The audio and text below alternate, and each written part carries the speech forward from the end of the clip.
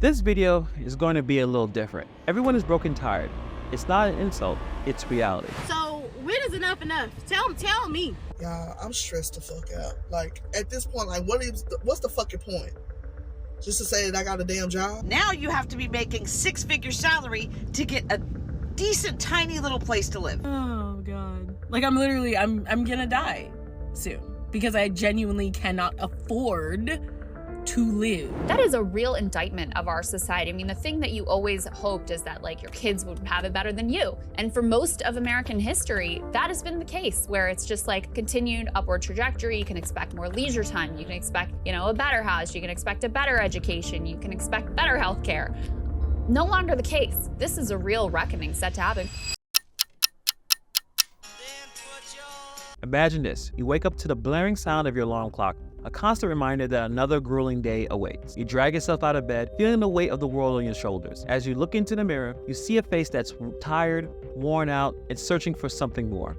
You're not alone in this struggle. It's a shared experience that resonates with millions. We are feeling trapped, stuck in a never-ending cycle of work, worry, and tiredness. Coming to bed, honey?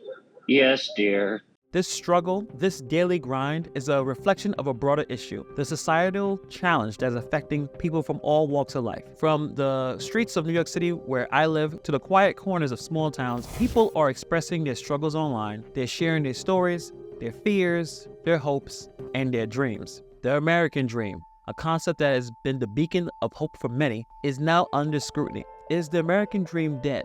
Is it still attainable, or has it become a distant fantasy? Let's talk about this complex issue, explore the realities, the myths, and the truth behind the American dream. Let's uncover what it means to strive, to hope, and to dream in 2023. Hey, I have a question. How are we, affording life right now?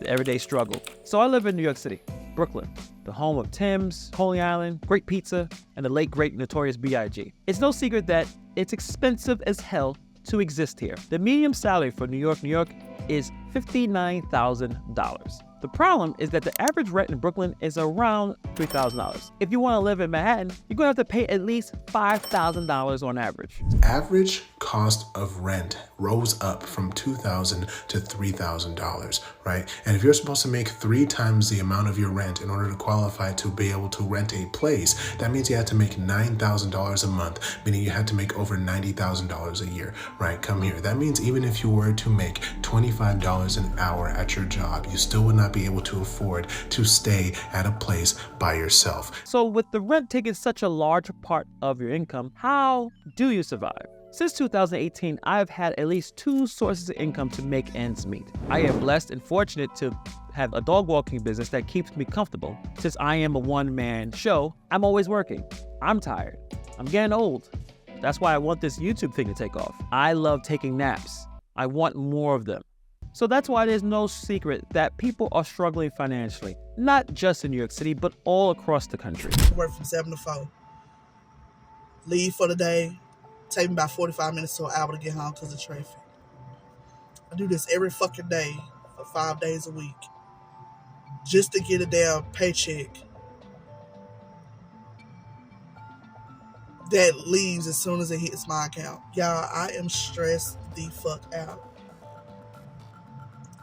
And what's crazy is that this paycheck barely even fucking helps. The costs of groceries, rent, and other essentials continue to rise, while wages remain stagnant. People are feeling broke, tired, and defeated. You know how alarming this is. What the fuck do you mean 1 can of tuna is $1.39? Life is coming at us like a runaway train, and everyone from every corner of this country is feeling the pinch. But why? What is going on? I think a lot of us already know the answers, but let's explore more about it and answer this question. Is the American dream dead? We're not going to be able to buy a house. Honestly believe that the American dream is dead for our generation, frankly. Our purchasing power is some of the lowest in history compared to prior generations. So what is the American dream? The American dream is basically where hard work and playing by the rules lead to success. But at this point, it is definitely under examination. Is the dream of getting the big house, having the 2.5 kids, and have the nice white picket fence is that dead in 2023. Cities like New York, people are scraping by to make ends meet. It's more than just being strapped for cash. It feels like a soul-crushing experience. Whether you're working at a traditional job or you're in the gig economy like myself, everyone is feeling the pressure. Financially, I don't understand anymore. I don't understand how I make $34 an hour and I can't function. I can't pay my bills. I can't even literally keep gas in my car to get to work 3 days a week because I can't afford it. The situation is far from simple. There are many layers and issues that explain why most of us are where we are today.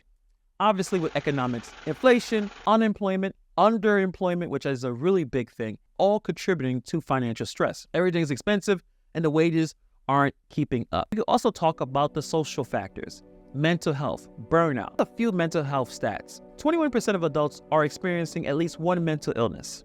Over 12 million adults have reported serious thoughts of suicide. 40% of Americans reported symptoms of anxiety and depression in 2020, compared to just 11% in 2019. This is really breaking us down as a society. That's why we are acting the way we do. You see so many fights online.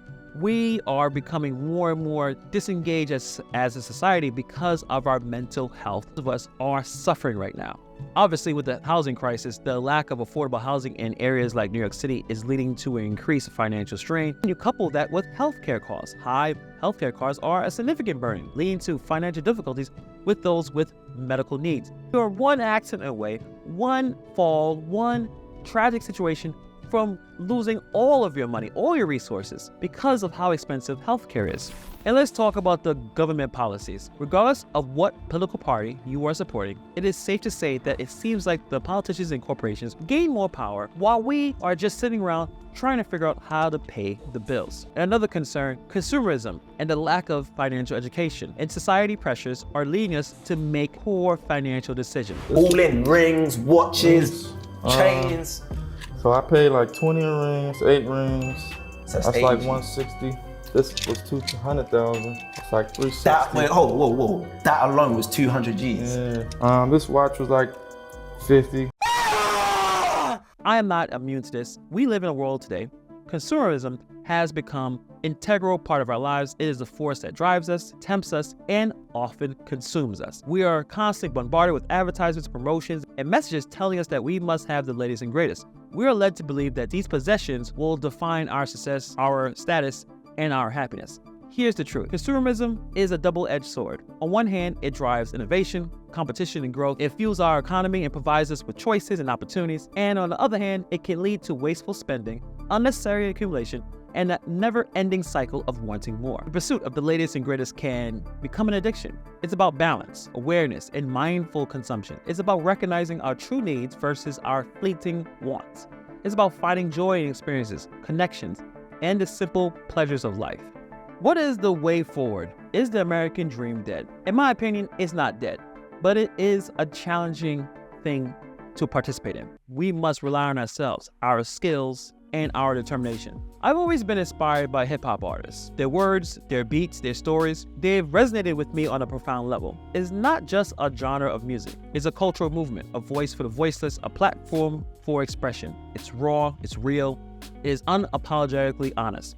Hip-hop artists like Jay-Z, J. Cole, Nas have used their lyrics to paint vivid pictures of their struggles, their triumphs, and their dreams. Many of them lived in the same low-income neighborhoods that I lived in. They have faced poverty, discrimination, and adversity. They battled their demons and emerged stronger, wiser, and more determined. Their words are not just lyrics, they're life lessons, reflections of their journey, a testament to their resilience. I've found solace in their music, inspiration in their words, and strength in their stories. They have taught me that dreams are attainable and struggles are surmountable, and the pursuit of one's passion is the most important thing that you could possibly do. They show me that the American dream can be really challenging, but it's not dead. It's alive in the hearts and minds of those who dare to dream, dare to strive, and dare to believe. We must acquire valuable skills and build upon them and find ways to get out of our current situations, whether it is through education, self-learning, or just embracing the hustle. The path to success is within reach. I truly believe the American dream is not dead. Through determination, resilience, and a focus on self-reliance, we can achieve our dreams. But put in the comments below with your thoughts and feelings. Are you feeling broke and tired? Do you think the American dream is dead? Is there hope out there for us while we navigate this crazy thing we call life? Tell me what your thoughts are in the comments below. Thank you for taking the time to watch this video, and I see you guys in the next video.